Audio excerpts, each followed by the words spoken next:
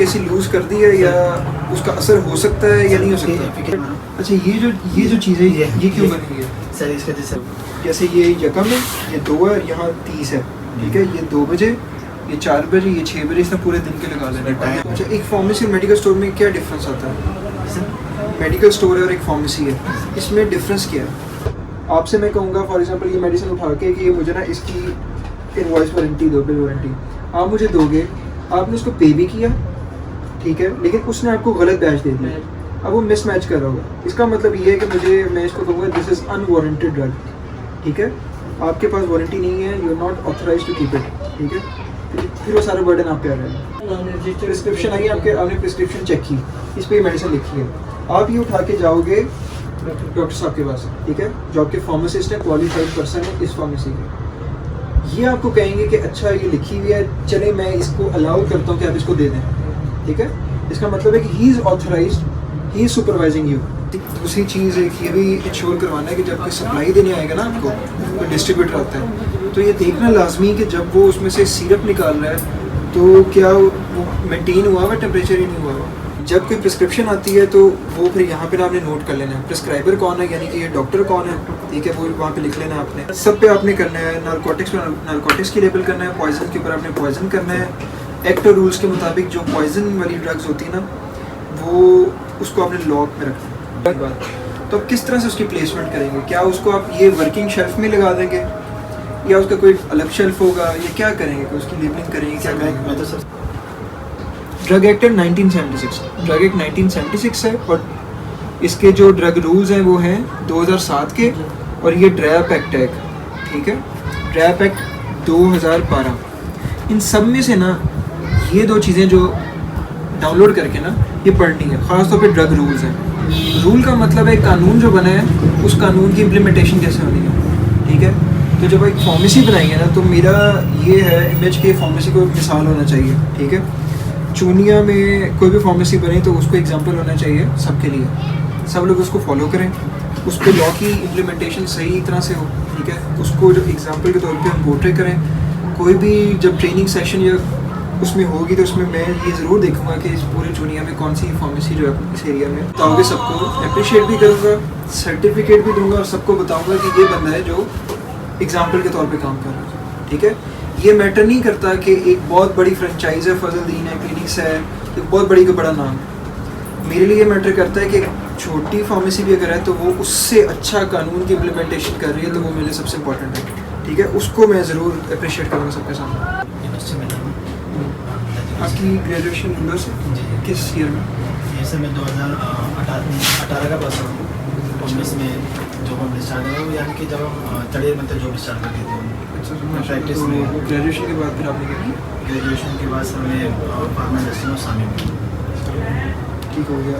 इसका थोड़ा सा आपको पता ही होगा कौन कौन सी चीज़ें जो कम्युनिटी फार्मेसी के ऊपर मेंटेन सबसे पहले तो सर हम इन्वेंट्री कंट्रोल करें, जो हमारे पास जो टेम्परेचर मेंटेन होना चाहिए, जैसे भी यहाँ पर तकरीबन 27 थोड़ा सा कम होना चाहिए, और ड्राई प्लेस होना चाहिए, और रेफ्रिजरेटर होना चाहिए, जो कूल टेम्परेचर होना चाहिए हमारे पास 8 से 15, और कूल टेम्परेचर हमारे पास 2 सेट होना चाहिए। मेडिसिन किसका होगा? फ्रिज का? जी, एरिया का भी मतलब जैसे हम तो मतलब जो रेफ्रिजरेटर होते हैं, टेटनस इंजेक्शन हो गया, और हमारे पास इंसुलिन वगैरह हो गई, इससे हमारे पास एग्जॉस्ट सिस्टम होना चाहिए। आपके पास क्या लगा हुआ जिससे आप मेंटेन कर रहे हैं? इससे हम कंट्रोल करते हैं। हैं इनका जैसे मतलब जैसे ये इनका जो है सर, ये इनका है सर हमारा। अच्छा, ये जो चीज़ है ये क्यों बनी है?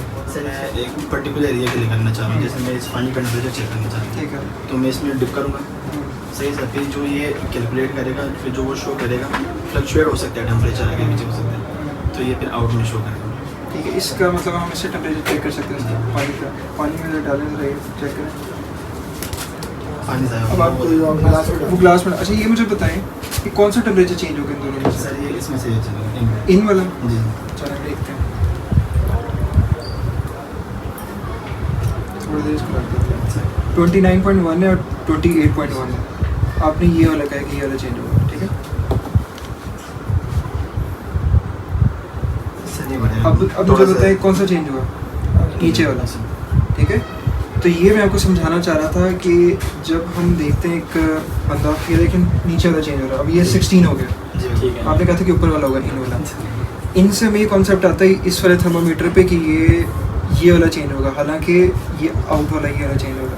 सही ठीक है, तो ये थोड़ा सा आपने उसमें रखना है कि ये ना कि इसके मुताबिक आप टेम्परेचर कर दें सही और नोट डाउन कर लें। ठीक है, ठीक अब आपने क्या करना है कि आपने एक शीट बना लेनी है टेम्परेचर की, है। 2 बजे 4 बजे ये सारी, उस शीट के ऊपर आपने टेम्परेचर लिखना है इनका और आउट का। टाइम जैसा ठीक है, जब मेजर कर सकते हैं, ये हम फ्रिज में भी लगा सकते हैं।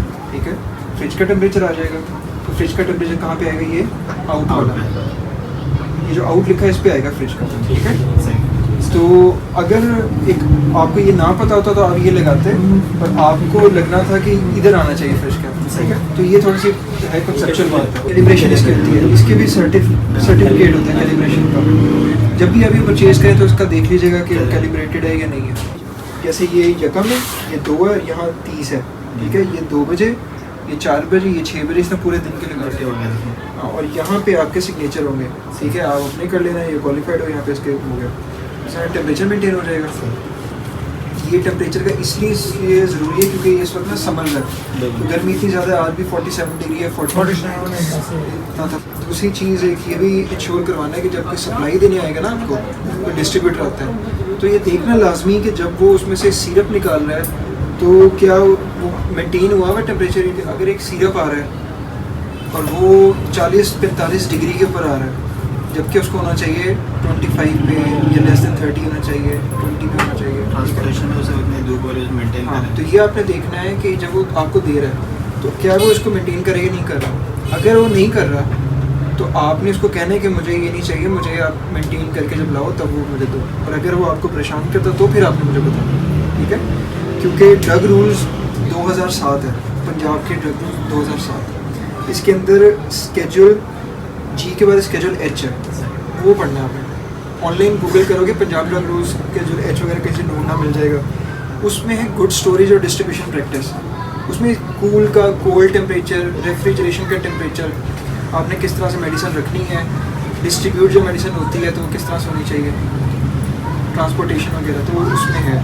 तो ये चीज़ें ना देखनी है। ठीक है, जितना बताएं नारकोटिक स्टेरॉइड्स जो होते हैं क्या हैं और वो किस तरह से मेंटेन करेंगे आप। सर नारकोटिक में सर सबसे पहले तो हम उसमें देखेंगे कि मतलब एक जो प्रिस्क्रिप्शन हमारी आ रही है वो प्रिस्क्राइब डॉक्टर ने प्रिस्क्राइब किया है, जैसे हम उनको दें, मतलब ऐसे OTC में ना जाए कोई भी आ जाए, मतलब बिना प्रिस्क्रिप्शन के। ठीक है, मिस यूज़ ना करें उसके नाम, और उसके साथ अलग शेल्फ होना चाहिए। और ठीक है, और उसमें बाकी हम इसमें बाकी वगैरह जो एक्सपायरी वगैरह है, इन्वेंट्री वगैरह उसकी कंट्रोल करनी चाहिए कि मैं कब आ रहा है हमारे पास, इसकी शेल्फ लाइफ कब एक्सपायर हो रही है, हमें कब इसमें। अच्छा, एक फार्मेसी और मेडिकल स्टोर में क्या डिफरेंस आता है? मेडिकल स्टोर है और एक फार्मेसी है, इसमें डिफरेंस क्या है? फार्मेसी में जो क्वालिफाइड पर्सन होता है उसमें वो उसमें क्या कहते हैं काउंसलिंग वगैरह करते हैं कि आपने किस तरह लेना है। और मेडिकल में जैसे अभी हमारे मतलब नहीं, इसका एक और बेसिक डिफरेंस है, फार्मासिस्ट है फार्मेसी पे और उधर फार्मेसी टेक्नीशियन या असिस्टेंट है। ठीक है, वो उसके नाम पे वो क्वालिफाइड होगा बी पे, और जो ए कैटेगरी है उसके ऊपर वो फार्मेसी। ठीक है, अब ये होगी बेसिक लाइसेंसिंग के हवाले से डिफ्रेंसिएशन। इसके बाद आता है कि इसमें जॉब डिस्क्रिप्शन क्या है। जैसे आप अब यहाँ पे फार्मासिस्ट हैं तो आपकी जॉब डिस्क्रिप्शन में एक सबसे इंपॉर्टेंट चीज़ है ये record of narcotics controlled items. जब कोई प्रिस्क्रिप्शन आती है तो वो फिर यहाँ पे ना आपने नोट कर लेना है प्रिस्क्राइबर कौन है, यानी कि ये डॉक्टर कौन है। ठीक है, वो वहाँ पे लिख लेंगे आपने कितनी क्वांटिटी सील कर दी है। ठीक है, फिर आपका 100 है परचेज़ की है। ठीक है, और किसी एक प्रिस्क्रिप्शन आई है उस पर आपने कितनी क्वांटिटी जो है वो दे दी है, 20 दे दी है, 20 टैबलेट्स दे दी हैं किसी को, तो पीछे कितनी बचेगी? 80 बचेगी। फिर एक और प्रिस्क्रिप्शन आती है डॉक्टर की, उस पर उसको 10 आपने डिस्पेंस कर दी, तो पीछे कितनी बचेगी?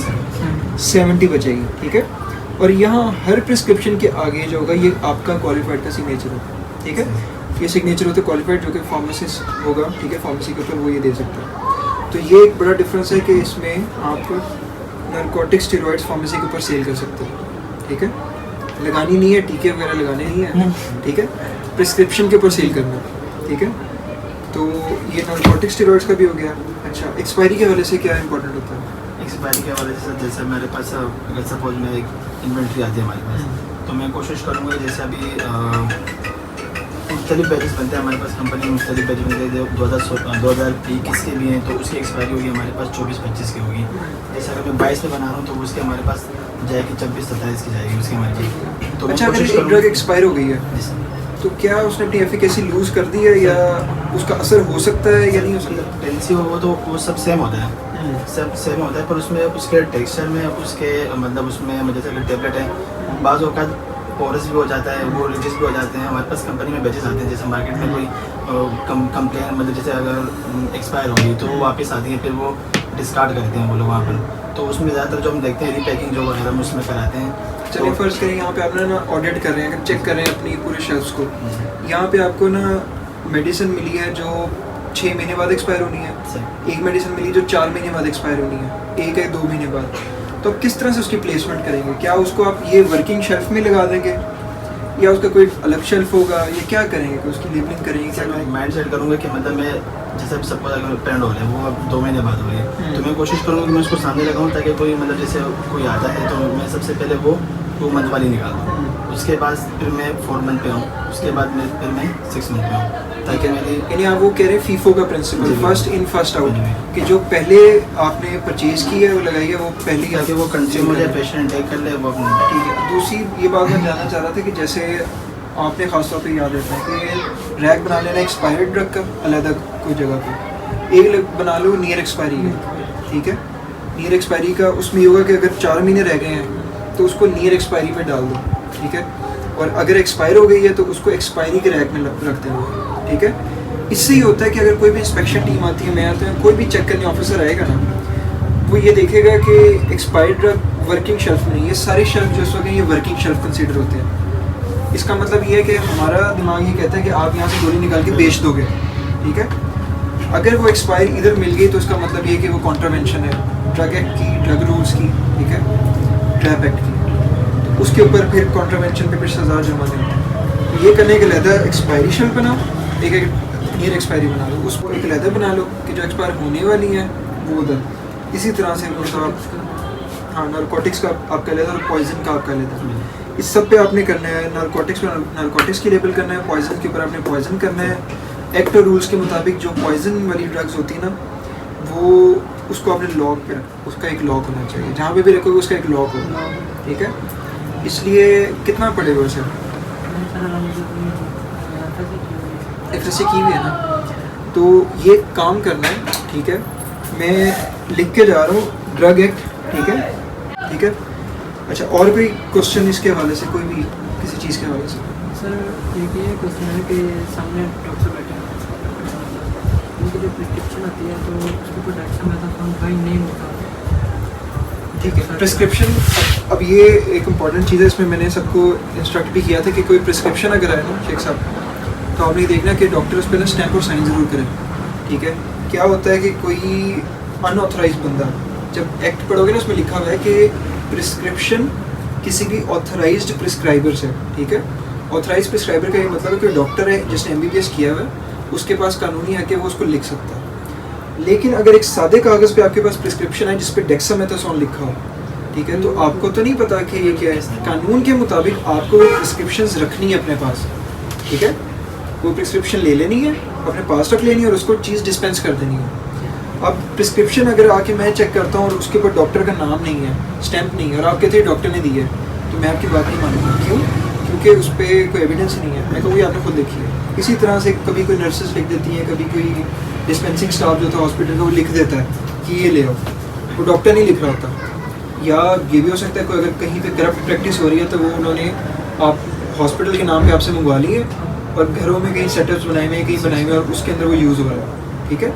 और आप तो दे दोगे गुडविल में कि पेशेंट को लगते हैं, लेकिन वो कहीं और जा रही है, ठीक है। तो ये नहीं होना चाहिए, प्रिस्क्रिप्शन सही होनी चाहिए।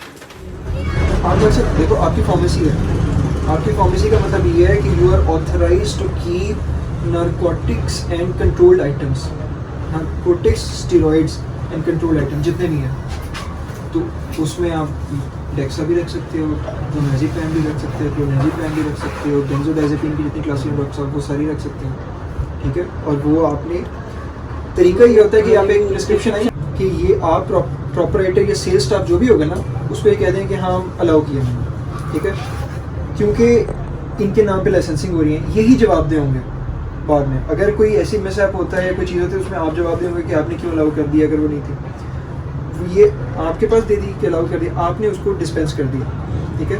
अगर आपको कोई ऐसी लूज टैबलेट्स दे रहे हैं तो लूज़ के ऊपर इवन लिख के देना है आपने उसको कि मैं ये वाली टैबलेट दे रहा हूँ। कुछ चीज़ें हैं, ये आप यूट्यूब पे भी देखें और लॉ को भी पढ़ें थोड़ा सा, ठीक है। लेटर हेड के साथ भी आपका ना डॉक्टर के सिग्नेचर और वो सिग्नेचर तो होती है। हाँ सिग्नेचर स्टैम्प नहीं होती। ठीक है, लेटर हेड है ना, लेटर हेड पर सर बाजू का नहीं जैसे जो computer generated not required signature वगैरह। हाँ वो लिखा होता है, लेकिन नहीं ये वो कह रहे हैं कि हॉस्पिटल का लेटर हेड है और उस पर सिर्फ साइन, उस पर साइन जरूर होना चाहिए, सिर्फ साइन साइन अगर जरूर। वो डॉक्टर का अगर है तो प्रिस्क्रिप्शन ना रख सके उसकी मतलब और उसकी अगर वो नहीं है फोटो ले लें। तो हाँ वो है तो, लेकिन डॉक्टर जब लिखता है ना प्रिस्क्रिप्शन तो उस पर होता है RX लिख के उस पर ये प्रिस्क्रिप्शन लिखनी है, ठीक है। प्रिस्क्रिप्शन में भी डॉक्टर शायद उस तरह से ना लिखते, लेकिन पूरी मेडिसिन का नाम होता है, उसकी पोटेंसी होती है, कितनी mg है, जैसे Lexotanil है 3 mg है, ठीक है, once a day, twice a day, TID है, ठीक है, BID है, OD है, वो लिखना है। उसके बाद उसने अपने स्टैम्प करने, अपने साइन करने हैं पेशेंट के, इस सारी होती है प्रिस्क्रिप्शन की। आपने पढ़ा होगा पार्ट्स ऑफ प्रिस्क्रिप्शन जो होते थे, तो वो फॉलो नहीं होती, लेकिन कुछ चीज़ें जो इग्नोर नहीं करने में साइन, स्टैम्प, मेडिसिन का क्लियर नाम, और अगर नाम नहीं पता चल रहा ना तो उस डॉक्टर को कॉल करके पूछना है। बिल वारंटी, हाँ ये एक चीज़ है कि जो भी मेडिसिन परचेज करोगे उसकी बिल और वारंटी इनवॉइस लेनी है। फॉर एग्जांपल आपके पास एक डिस्ट्रीब्यूटर आया है, उसने आपको मेडिसिन दी जो आपने ऑर्डर किया था, उसका बैच नंबर सेम नहीं है, तो आपने ये नहीं कहना वो रख लेंगे। अगर आपने वो ले ली और वो मैंने देख लिया, मैंने वो आगे सीज कर ली, आपके पास 7 दिन होते हैं, 7 दिन के अंदर अंदर लीगली तौर पे आपने उसकी बिल वारंटी मुझे पहुंचानी है। केस बेशक आपका बन गया, लेकिन जो कॉन्ट्रावेंशन आप पे लगी ना कि आपने ये सेल परचेज ऑफ ड्रग्स या नारकोटिक्स विदाउट एनी वारंटी, ठीक है, या सेल परचेज रिकॉर्ड, तो आप सेल परचेज रिकॉर्ड नहीं दिखाओगे तो वो लग गया, वारंटी नहीं दिखाओगे तो आप पे वो केस बन गया।